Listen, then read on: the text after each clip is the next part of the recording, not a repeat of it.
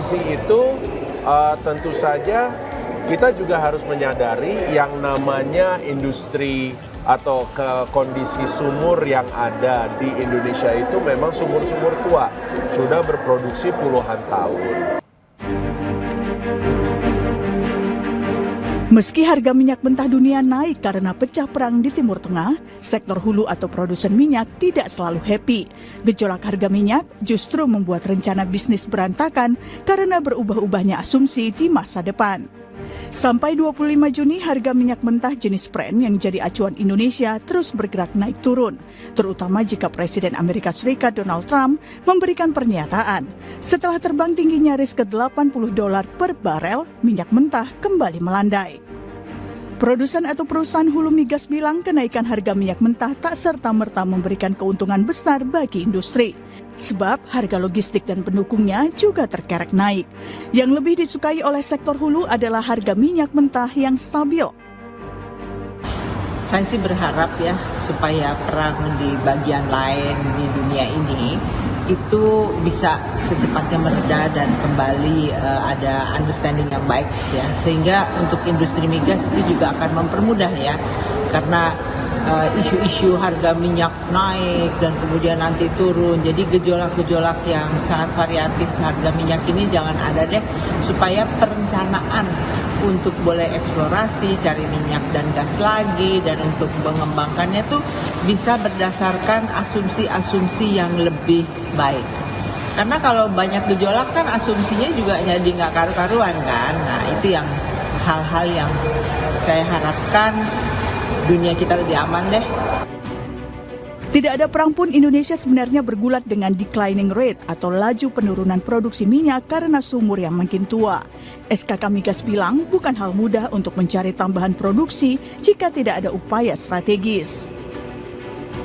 Dari sisi itu tentu saja kita juga harus menyadari yang namanya industri atau kondisi sumur yang ada di Indonesia itu memang sumur-sumur tua, sudah berproduksi puluhan tahun. Ya kembali lagi kalau umpamanya we do nothing, itu decline rate-nya akan menjadi luar biasa. Ya. Nah makanya memang kita kemarin juga sudah disebutkan oleh Pak Menteri bahwa kita membutuhkan kolaborasi dengan pihak-pihak yang bisa membawa teknologi untuk mengangkat itu tadi, atau mempertahankan produksi atau menahan dari sisi decline rate. Sumur-sumur tua yang mungkin para K3S tidak berminat untuk mengoperasikannya, kalau memang itu masih ada potensinya, itu ya silakan aja dikembalikan kepada pemerintah. Meski produksi dalam negeri makin berat, ternyata pemerintah tidak mengubah target 1 juta barel di tahun 2030. Di Indonesia, asumsi harga minyak mentah dalam APBN tahun ini adalah $82 Amerika Serikat per barel. Meskipun realisasinya, harga minyak Indonesia atau ICP ada di level $60-an Amerika Serikat. Sedangkan target lifting atau produksi minyak sesuai APBN adalah 605.000 barel per hari. Meski realisasinya ada di sekitar 573.000 barel per hari. Pada beberapa kesempatan juga saya mendampingi Bapak Menteri SDM, target kita untuk lifting minyak per hari sampai saat ini kami masih tetap pada sasaran untuk mencapai 1 juta barel per day.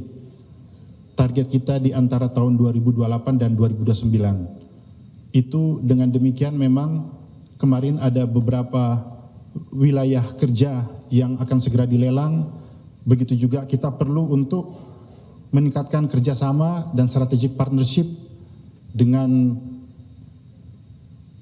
para investor dari luar negeri, termasuk National Oil Company, untuk meningkatkan eksplorasi. Karena kalau kita berbicara tentang peningkatan lifting, namun tidak ditambah dengan eksplorasi untuk mencari sumber temuan baru, tentunya akan sangat sulit bagi kita untuk mencapai target tersebut, karena kita mengetahui natural decline dari sumur-sumur kita saat ini yang sudah masuk dalam kategori mature fields itu bisa sampai kurang lebih 20% per tahun penurunannya. Fluktuasi harga minyak mentah dunia juga mempengaruhi hitungan bisnis di masa depan.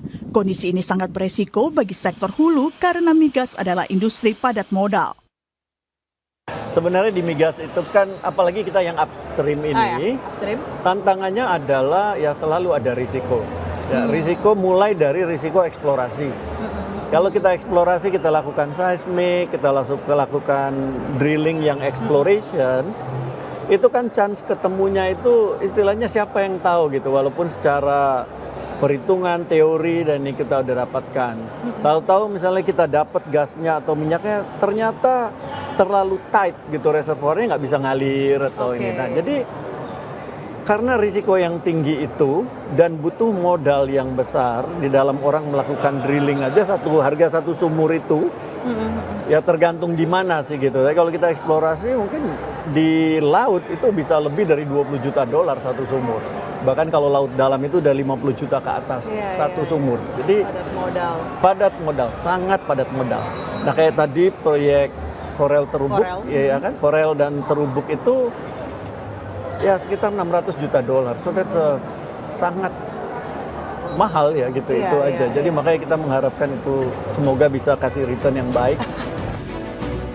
Faktor terbaru yang terjadi saat ini adalah Presiden Amerika Serikat Donald Trump yang kerap mengeluarkan pernyataan tak terduga dan menggerakkan pasar.